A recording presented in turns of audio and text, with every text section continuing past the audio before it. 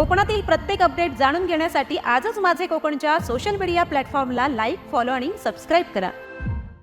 नमस्कार, मी प्रणाली भोसले माझे कोकणच्या प्राईम टाइम बुलेटिनमध्ये आपल्या सर्वांचं मनपूर्वक स्वागत करते।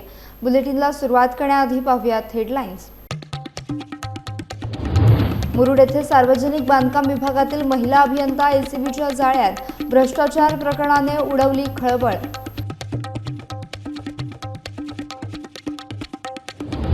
सिंधुदुर्ग जिल्ह्यातील राजकारण पुन्हा तापण्याची चिन्हे, माजी आमदार परशुराम उपरकर यांच्याकडून दीपक केसरकर यांच्या राजीनाम्याची मागणी। पनवेल महानगरपालिकेत महासभेत गोंधळ, शहरातील तीव्र पाणी टंचाईच्या पार्श्वभूमीवर महाविकास आघाडीच्या वतीनं आंदोलन। आणि आखाती देशांमध्ये सुरू असलेल्या युद्धाचा परिणाम आता मच्छीमार व्यवसायावर देखील, मासेमारी खर्च वाढल्यानं उत्पन्न मात्र घटलं। पाहुयात सविस्तर वृत्त। रायगड जिल्ह्यातील मुरुड येथे सार्वजनिक बांधकाम विभागातील कनिष्ठ महिला अभियंता श्रद्धा बोराडे यांना 2,50,000 रुपयांची लाच स्वीकारताना लाचलुचपत प्रतिबंधक विभागाने रंगेहात अटक केली आहे। या कारवाईमुळे सार्वजनिक बांधकाम विभागात खळबळ उडाली आहे। मिळालेल्या माहितीनुसार एका ठेकेदाराकडून कामासंदर्भात लाचेची मागणी करण्यात आल्याची तक्रार एसीबी कडे करण्यात आली होती। त्यानुसार रायगड एसीबी पथकाने सापळा रचला। आरोपी श्रद्धा बोराडे यांनी तक्रारदाराकडून लाच स्वीकारतानाच पथकाने त्यांना रंगेहात पकडत संपूर्ण रक्कम जप्त केली आहे। ही कारवाई पोलीस अधीक्षक शिवराज पाटील, अपर अधीक्षक भागवत सोनावणे आणि उपअधीक्षक सरिता भोसले यांच्या मार्गदर्शनाखाली करण्यात आली आहे। आरोपी विरुद्ध गुन्हा दाखल करून न्यायालयात हजर केले असता न्यायालयाने त्यांना 3 एप्रिलपर्यंत पोलीस कोठडी सुनावली आहे। दरम्यान या घटनेमुळे भ्रष्टाचार विरोधात पुन्हा प्रश्नचिन्ह निर्माण झाले असून एसीबीने नागरिकांना लाच मागितल्यास तात्काळ तक्रार करण्याचे आवाहन केले आहे। सुमारे 1,200 कोटी रुपयांच्या TWJ घोटाळा प्रकरणात मोठी कारवाई करण्यात आली असून सिंगापूर प्रकरणातील मुख्य सूत्रधार राजगोपाल अयंगार याला ठाणे आर्थिक गुन्हे शाखेने अटक केली आहे। TWJ कंपनीचे संचालक समीर नार्वेकर यांच्याकडून पैसे स्वीकारून सिंधुदुर्गमधून मोठी रक्कम परत मिळवून देण्याचं आश्वासन देण्यात आल्याचा आरोप अयंगार यांच्यावर आहे। गुन्ह्याच्या तपासादरम्यान समीर नार्वेकर यांनी गुंतवणूकदारांकडून स्वीकारलेली रक्कम राजगोपाल अयंगार आणि नवीन कुमार यांना दिल्याचं समोर आलं होतं। त्यानंतर ठाणे आर्थिक गुन्हे शाखेचे पोलीस निरीक्षक माधवी राजे कुंभार आणि त्यांच्या पथकाने कारवाई करत राजगोपाल अयंगार यांना ताब्यात घेतले। मिळालेल्या माहितीनुसार या अटकेमुळे सिंगापूरमधून येणाऱ्या पैशांच्या व्यवहाराचा उलगडा होण्याची शक्यता आहे। या प्रकरणातील आर्थिक व्यवहार आणि गुंतवणूकदारांची फसवणूक याबाबत अधिक माहिती समोर येण्याची शक्यता व्यक्त केली जाते। दरम्यान अटक करण्यात आलेल्या राजगोपाल अयंगार यांना ठाणे न्यायालयात हजर करण्यात येणार असून पुढील तपास आर्थिक गुन्हे शाखेकडून सुरू आहे।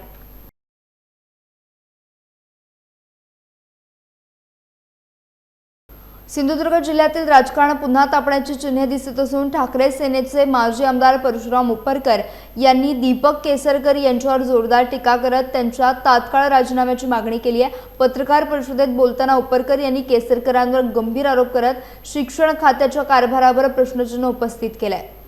मधी संजय राऊतांनी बोलल्याप्रमाणे दीपक केसरकर अशोक खराच्या सांगण्यावरून आपलं खातं चालवत होते, त्याप्रमाणे आता सिद्ध झालेलं आहे। दीपक केसरकरांनी त्याच्या अशोक खराच्या भावाला जे शालार्थ ID दिला आणि त्याची बोंब झाली म्हणून त्यांनी अख्ख्या असलेल्या संस्थेला दिला, पण सिंधुदुर्ग जिल्ह्यातल्या अनेक शिक्षकांना तशा प्रकारचे शालार्थ ID देण्याचं दीपक केसरकरांना जमलं नाही।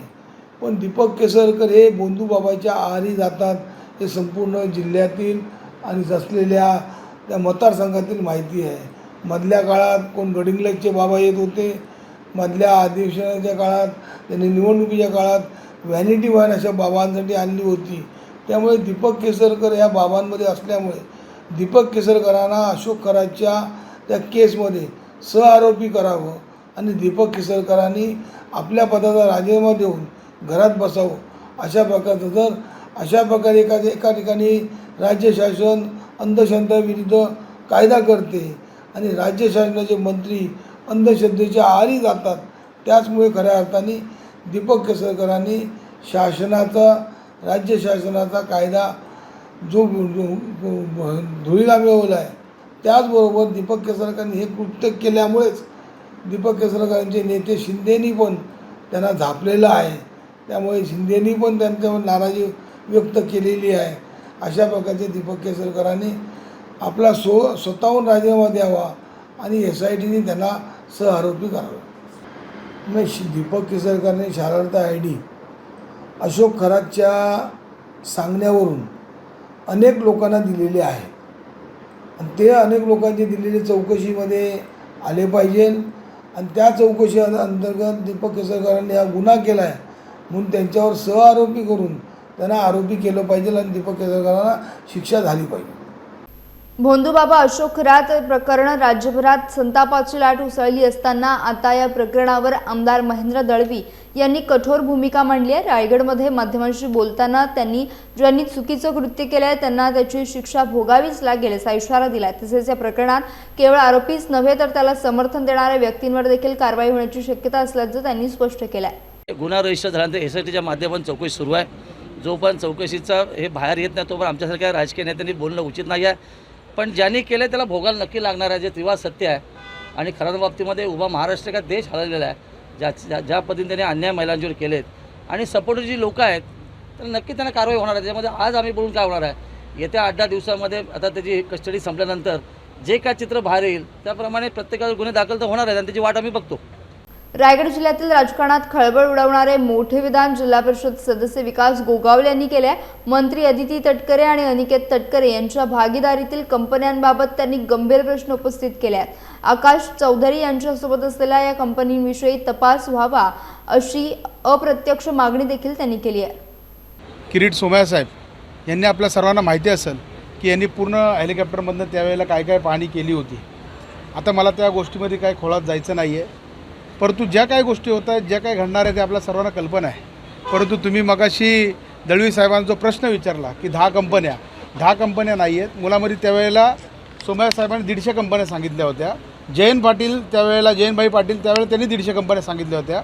मग एवढ्या लगेच प्रायव्हेट लिमिटेड कंपन्या डिमॉलिश कुठं झाल्या?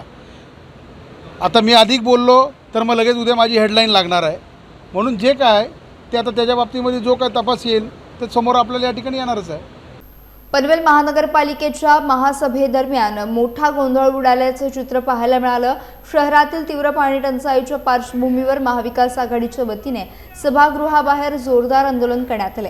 हातात हांडे आणि कवाड घेऊन आंदोलकांनी पाणी टंचाईचा मुद्दा आक्रमकपणे मांडत प्रशासनाविरोधात घोषणाबाजी केली आहे. पनवेल शहरात वाढत्या उन्हामुळे पाणी टंचाईची समस्या निर्माण होत असून अनेक भागात नागरिकांना पाण्यासाठी मोठी कसरत करावी लागते. या पार्श्वभूमीवर महाविकास आघाडीच्या पदाधिकारी आणि कार्यकर्त्यांनी महानगरपालिका प्रशासनाच्या निषेधार्थ आंदोलन छेडलं. आंदोलकांनी पाणी टंचाईबाबत तात्काळ उपाययोजना कराव्यात अशी मागणी केली. विरोधी पक्षनेते अरविंद म्हात्रे घटनास्थळी दाखल झाल्यानंतर गोंधळ वाढला. त्यानंतर नागरिकांना सभागृहात प्रवेश देण्यात आला. पनवेलमधील पाणी टंचाईचा प्रश्न तातडीने सोडवावा, अन्यथा आंदोलन अधिक तीव्र करण्याचा इशारा देखील आंदोलनकर्त्यांनी दिला आहे. नवी मुंबई महापालिकेच्या मराठी माध्यमांच्या 81 शाळा इंग्रजी माध्यमात रूपांतरित करण्याच्या प्रस्तावावरून महासभेत मोठा गदारोळ पाहायला मिळाला. सत्ताधारी भाजपने हा प्रस्ताव पुढे आणल्याचा आरोप करत ठाकरे गटाची शिवसेना आणि मनसेने याला जोरदार विरोध दर्शवला. या मुद्द्यावर निषेध नोंदवण्यासाठी दोन्ही पक्षांच्या नगरसेवकांनी महासभेत बॅनर घेऊन प्रवेश केला.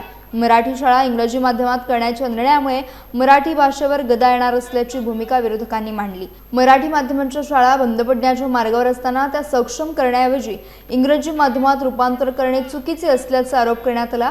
या विषयावर दोन्ही पक्षांच्या प्रतिनिधींनी आपापली भूमिका मांडली असून मराठी शाळांचे भवितव्य आणि शिक्षण धोरणावरून राजकीय वातावरण तापण्याची शक्यता आहे. लक्षात असू द्या की त्या दिवशी 23 तारखेच्या सभेमध्ये सभागृह नेत्यांनी जो इंग्रजी शाळांचा प्रस्ताव आणलेला आहे त्या प्रस्तावाला आम्ही विरोध दर्शवला होता आणि त्याच्यावर आज चर्चासुद्धा होणार आहे. परंतु सभागृह नेते ठराव व्हायच्या अगोदरच असं पत्रकार परिषद करून असं जाहीर केलेलं आहे की ह्या सर्व शाळा ह्या शैक्षणिक वर्षापासून इंग्रजी माध्यमाच्या होणार आहेत. याला आमचा विरोध आहे. असा कुठलाही ठराव अजूनपर्यंत अशासकीय ठराव आहे तो ठराव अजूनपर्यंत प्रशासनाने या सभागृहात आणलेला नाही आहे. त्या संदर्भात आमचे गटनेते विशालजी बोलतीलच. परंतु माझं या गोष्टीवर एवढं म्हणणं आहे की जो ठराव अजून पारित झालेला नाही आहे तो पारित न झालेल्या ठरावावरती आपण सर्वांना असं गुमराह करताय की ह्या शाळा इंग्रजी माध्यमापासून होणार आहेत, त्याला आमचा विरोध आहे. सर्वप्रथम ज्यावेळी आमचे नेते गजानन काळेसाहेबांनी पत्रकार परिषदेत बरेचसे मुद्दे त्यांनी त्यावेळी क्लिअर केले. सर्वात महत्त्वाचा मुद्दा आहे की जी मुलं आहेत, जी आता 50,000च्या आसपास मराठी मुलं मराठी शाळांमध्ये शिकत आहेत, त्यांच्यावर एक प्रकारचा तो अन्याय ठरेल. आज तुम्ही जर बघितलं असेल, गेले 5 वर्षामध्ये कुठल्याही प्रकारचं ऑडिट, फायर ऑडिट झालेलं नाही, स्ट्रक्चर ऑडिट झालेलं नाही. मुलं त्या भीतीमध्ये जगतायत, उद्या एखादी दुर्घटना घडू नये, परंतु दुर्घटना घडली तर त्यावर बोलायला कोण तयार नाही आहे. फक्त इंग्रजी शाळा करण्यासाठी त्यांचा अट्टास आहे. बरं, त्या करण्याचा हेतू, हे जे बोलतात गरिबांची मुलं इंग्रजी माध्यमात शिकली पाहिजेत, हा त्यांचा जो हेतू आहे, त्या हेतूवरच आमची शंका आहे. कारण ज्यावेळी CBSEच्या शाळा झाल्या, सर्वप्रथम मी क्लिअर करतो, ज्यावेळी इंग्रजी माध्यमाला आमचा विरोध अजिबात नाही आणि नसायला पाहिजे आहे, इंग्रजी भाषा यायला गरजेची आहे. त्या संदर्भात मी आमची भूमिका मांडलेली आहे की इंग्रजी भाषेचं प्रभुत्व मिळवण्यासाठी ज्या ज्या गोष्टी प्रशासनाला करायला शक्य आहे, शिक्षण विभागाला त्या कराव्यात, परंतु सरसकट मराठी शाळा बंद करू नयेत, याला आमचा विरोध कायमस्वरूपी असेल. ज्या प्रकारे CBSE शाळा ज्या आहेत, आज 3 CBSE शाळा आहेत, त्यातल्या 2 शाळा ज्या आहेत ते एक आकांक्षा फाउंडेशन म्हणून यांना चालवायला दिलेली आहे आणि दुसरी एक शाळा कोपरखेड्याची शाळा आहे. या दोन्ही शाळा खाजगीकरण करण्याचा डाव आहे आणि त्या पद्धतीने सुद्धा एक टेंडर 2.5 करोडचं, दुसरं टेंडर 2 करोडचं, अशा प्रकारे 2 शाळा ह्या 2-2, 2.5 करोडमध्ये ह्याला चालवायला दिलेले आहे. त्याच पद्धतीने 81 शाळा ज्या आहेत त्या तुम्ही संस्थेला चालवायला देणार आहात आणि ते तुमच्या जवळच्या संस्था ज्या उभ्या करून तुम्ही त्या संस्थेला देणार. म्हणजे हा भ्रष्टाचाराचं पुराण आहे. हे लोकांना फक्त गाजर दाखवायचं, आम्ही गरिबांसाठी काय करतोय, हे गरिबांसाठी नाही आहे, सत्ताधाऱ्यांसाठी हे पुरण आहे, असा आमचा आरोप आहे. आखाती देशांमध्ये सुरू असलेल्या युद्धाचा परिणाम आता सिंधुदुर्ग जिल्ह्यातील मच्छीमार व्यवसायावर देखील स्पष्टपणे जाणवू लागलाय. मासेमारीसाठी अत्यावश्यक असणारे डिझेल महागले असून त्याचा पुरवठा देखील वेळेत होत नसल्याने मच्छीमार बांधव मोठ्या संकटात सापडल्यात. आधीच समुद्रात मासेमारीचं प्रमाण कमी असताना वाढत्या इंधन दरामुळे व्यवसाय चालवणे कठीण झाले आहे. सध्या पेट्रोल पंपांवर डिझेल 92 ते 94 रुपये प्रति लिटर दराने मिळत असताना मच्छीमार सहकारी सोसायटीमार्फत मिळणारे डिझेल तब्बल 120 रुपये प्रति लिटर दराने मिळत असल्याचा आरोप मच्छीमारांकडून केला जातोय. त्यामुळे मासेमारीचा खर्च वाढून आर्थिक ताण वाढलाय. शिवाय डिझेलचा पुरवठा 8 ते 10 दिवसांनी होत असल्याने अनेक नौका बंद ठेवण्याची वेळ मासेमारांवर आली आहे.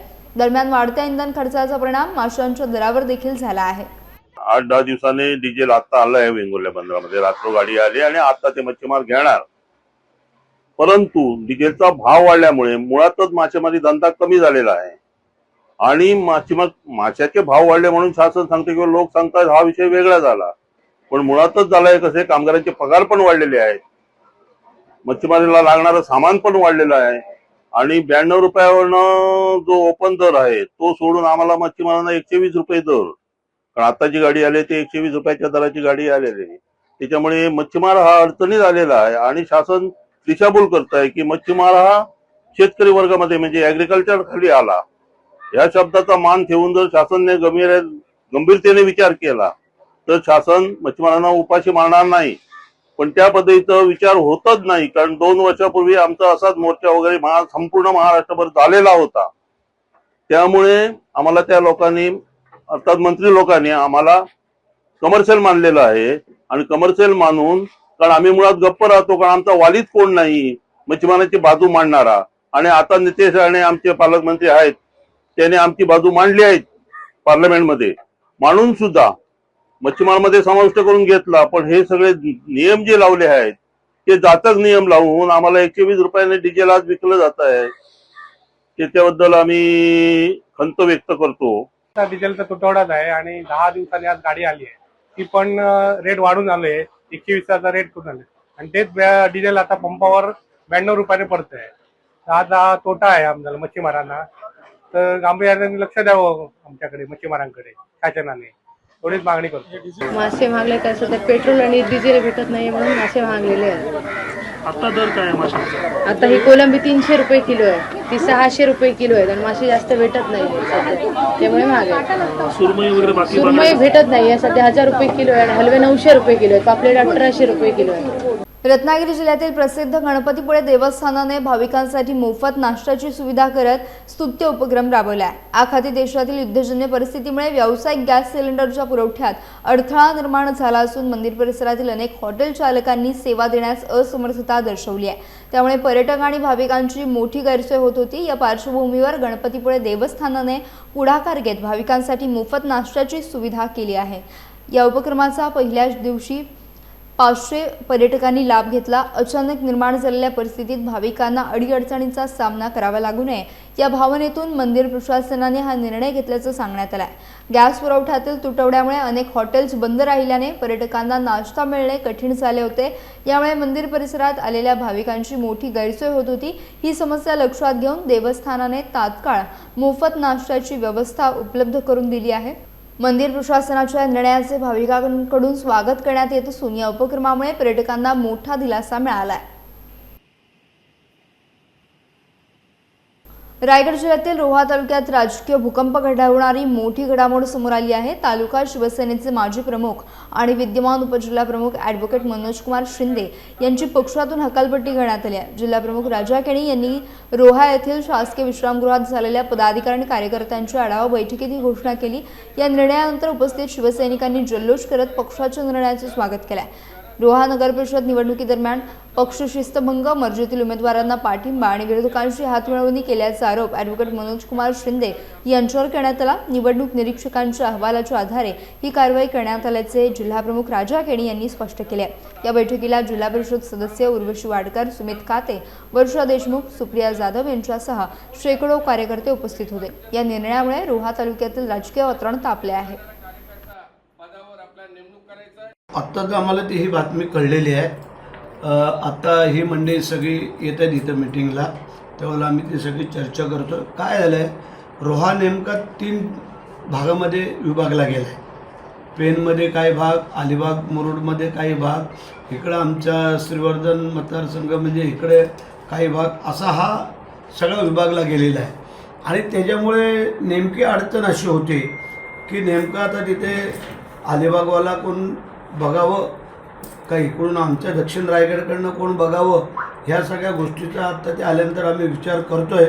मला आता बातमी कळली की मनोज शिंदेंची पक्षातून त्याला काढून टाकलं असं त्यांनी बातमी लावली आहे। तरी पण त्याची थोडी आम्ही आल्यानंतर चर्चा करू, वस्तुस्थिती, परिस्थिती आणि नेमकं काय घडामोडी आहे ते। पण हरकत नाही आहे, पक्षवाढीसाठी काही निर्णय पण करावे लागतात, त्याला पर्याय नाही आहे।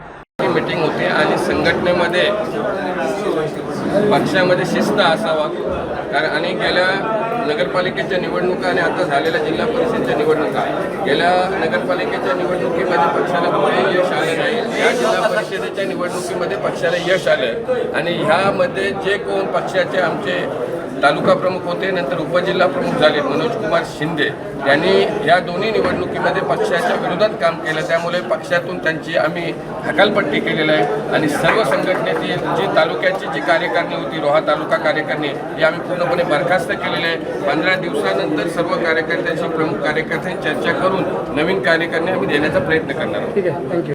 रत्नागिरी जिल्ह्यातील राजापूर जुवाठी शिर्केवाडी येथे विहिरीत पडलेल्या बिबट्याला वनविभागानं यशस्वीरित्या पकडून सुरक्षितरित्या बाहेर काढला। रामचंद्र नारायण भारती यांच्या विहिरीत बिबट्या पडल्याचे सकाळी लक्षात येताच जुवाठी पोलीस पाटील यांनी तात्काळ वनविभागाला माहिती दिली।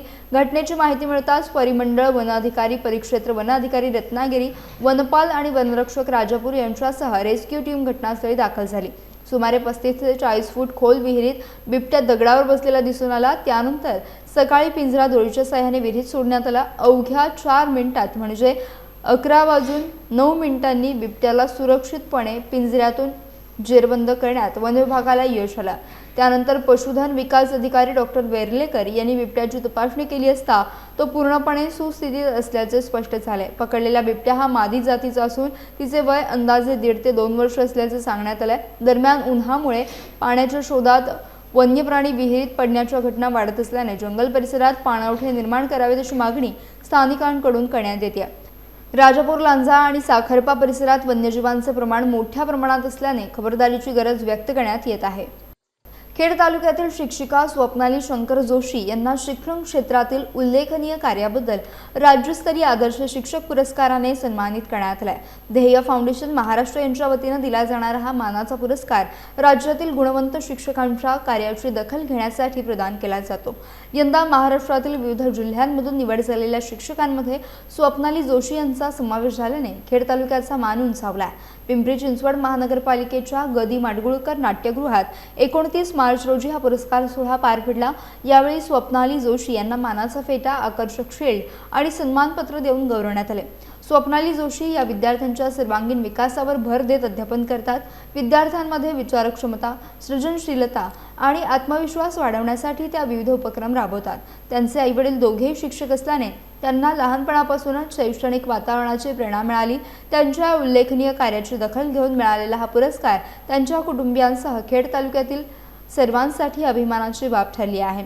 त्यांच्या पुढील वाटचालीसाठी विविध स्तरातून अभिनंदन आणि शुभेच्छांचा वर्षाव होत आहे.